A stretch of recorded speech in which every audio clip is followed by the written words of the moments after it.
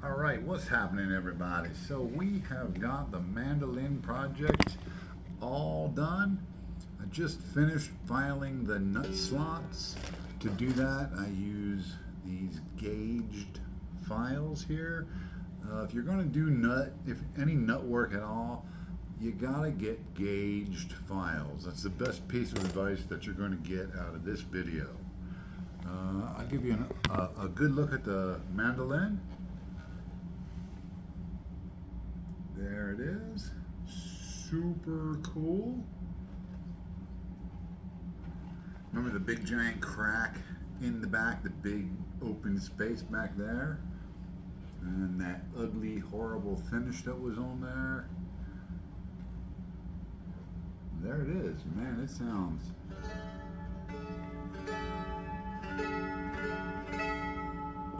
Do a little sound test for you guys.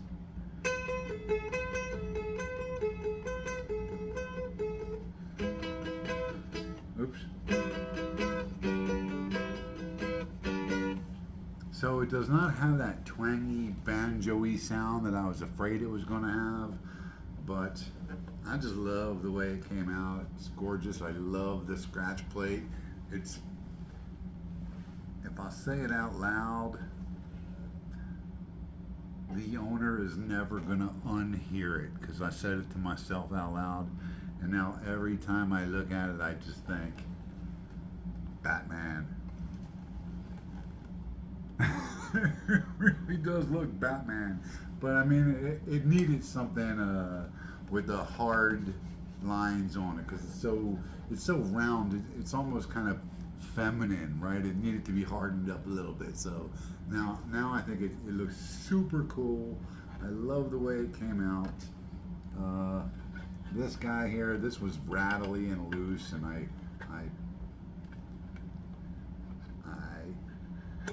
tightened that up.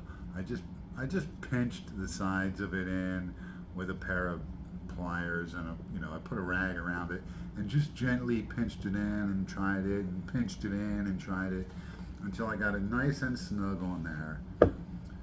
That right there is a piece of felt, and that is super important for dampening the strings behind the bridge. If you don't have something in there to dampen those strings, that's when you get that twangy, banjo-y sound.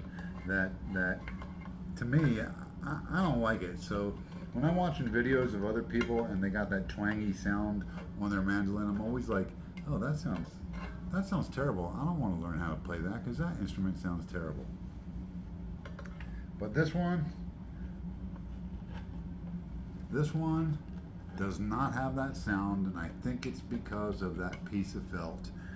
I know there's like rubber grommets that you can buy for like 18 bucks or something.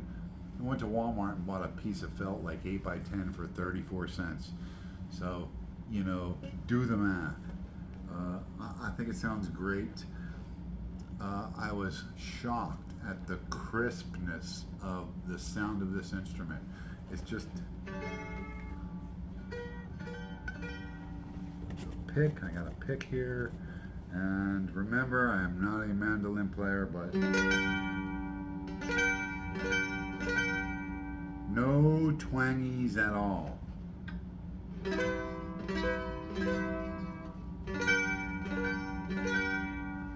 I just think it sounds crisp and clean, and I really like it. It's got a kind of a bright, kind of a shimmer to it, so it's cool. I mean, there's not a lot of rock songs that you're gonna play on it besides Battle of Evermore, but I mean, that song alone just makes it worth learning how to play a mandolin, right? All right, so enough with the mandolin. This is like a 2-in-1 vid, because I was working on the mandolin, and while I had it hanging up curing, I had to put the strap buttons on it per request of the owner. I wouldn't have done it. I would have used the peg that was on here. The peg is still there, but I had to cut the peg short and screw the button onto the back of the peg, so that I could locate it in the right place. And then on that button, I really didn't want to run a screw into the heel of this 101-year-old neck.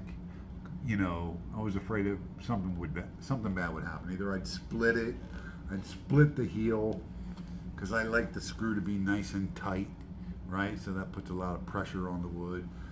And if I'm too worried about it, so I drill an oversized pilot hole, then the screw goes in there, it's too loose, and I'd be worried that it's, you know, somebody's going to be playing it with the strap on it, and they're going to pull that screw right out of there. So didn't want to do that either. So I thought that was the best place for it.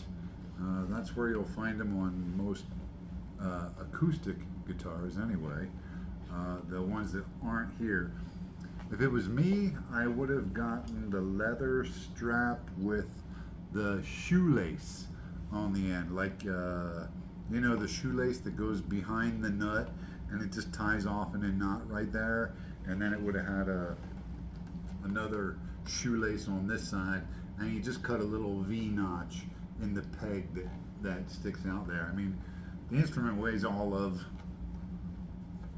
a pound, right? I don't know. It's okay. This weighs probably 4 times what this weighs. So, wait a second. Nope. This, without the battery, is still heavier than this. So, weight is not an issue.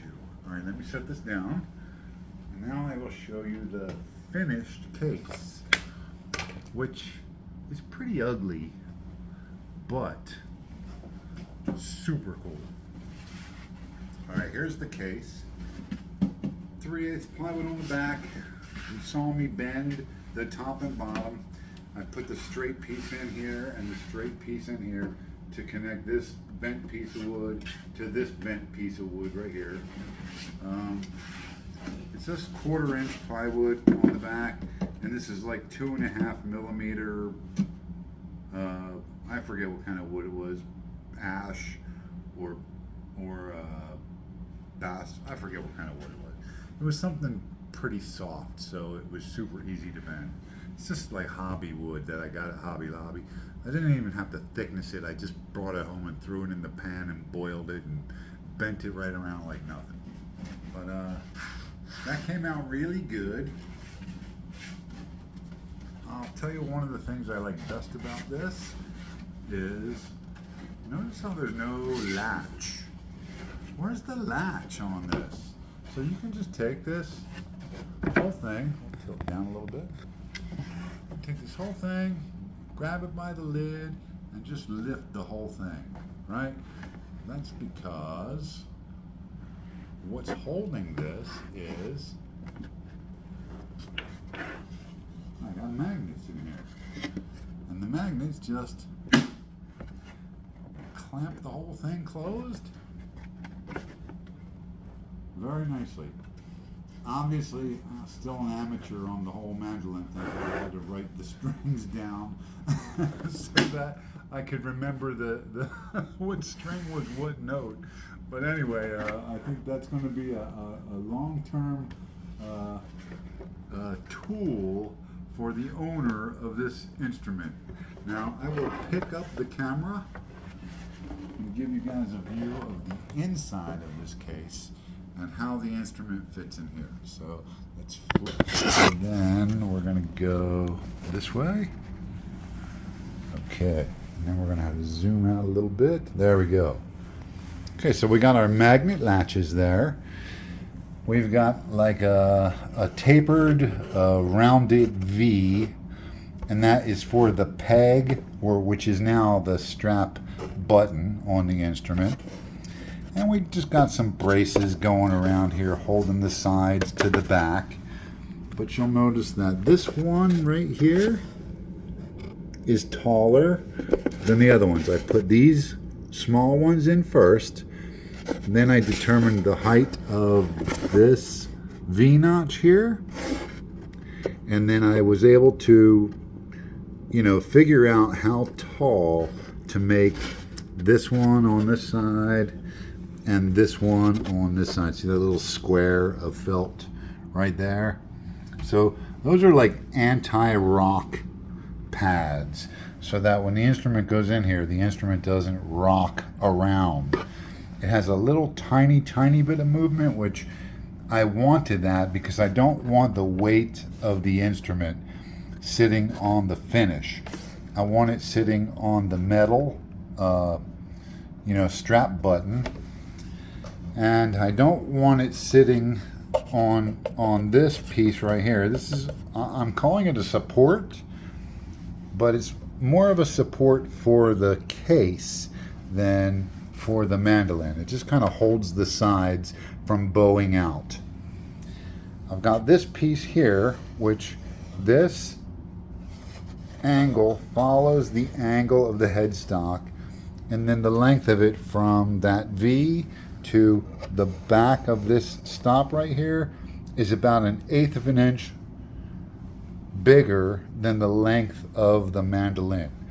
I will put the mandolin in the case and show you guys what a good snug fit it is.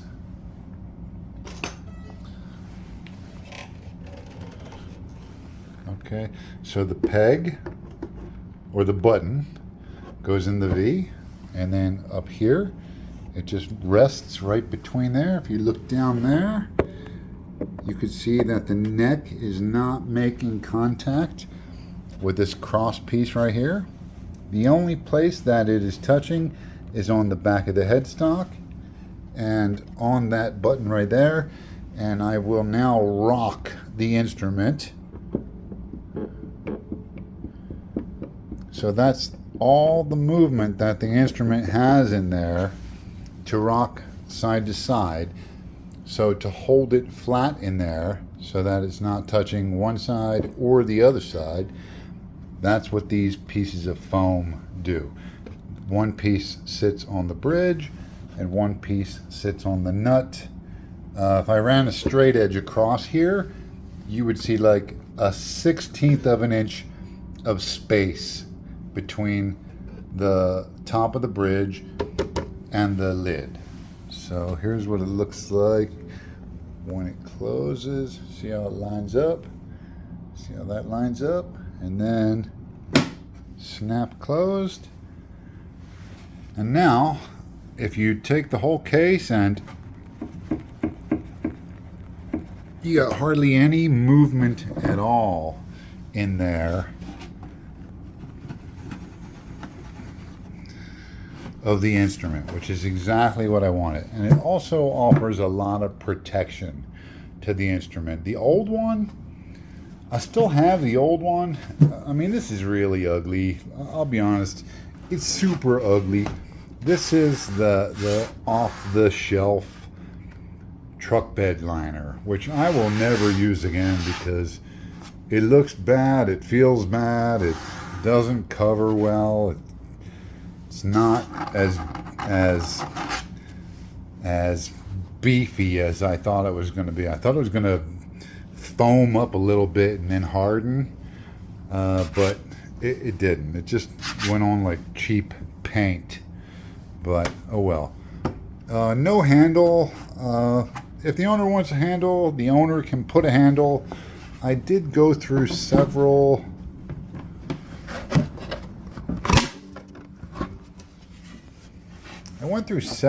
iterations of that truss rod cover.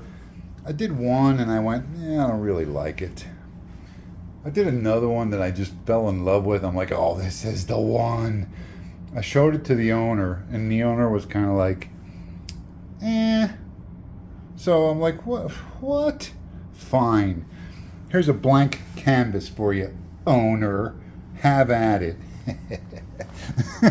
So, the other super cool thing about this case is that it will protect this instrument, which I will show you. Everybody's got like at least one light bulb in their house that is just ever so slightly out of reach. Fear not. There you go. Right? The instrument's in there. You saw it.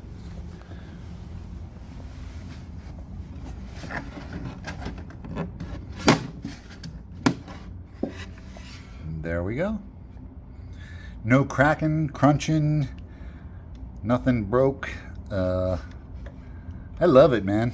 I'm going to be buying myself a mandolin. I will not do the same thing that I did on this finish. I'll make it something totally different, because I think if I made that again, it would take away from that one. And I don't want to do that. I want something original, and I want the owner of this to have something that nobody else has. So there we go. Had a lot of fun with this project. The case, not as much fun as I had hoped, but it's done. The owner can put fur in there or whatever. Not foam. You can't put foam inside these things because the lacquer is still going to be off gassing for the next 6 months, and that can have a reaction with the foam and melt the foam onto the finish. So you don't want to do anything like that. The fur is okay, but the instrument has to age for a good 6 months before it gets locked away in its coffin for another 100 years. So hope you guys like the mandolin. Maybe some good ideas on the case, just not as pretty as maybe it could have been, but oh well. So that's all I got for this one, guys. I hope you guys like this whole series on the mandolin. It was new for me, so it was a lot of fun, and I will definitely be doing it again. That's all I got for this vid. Peace.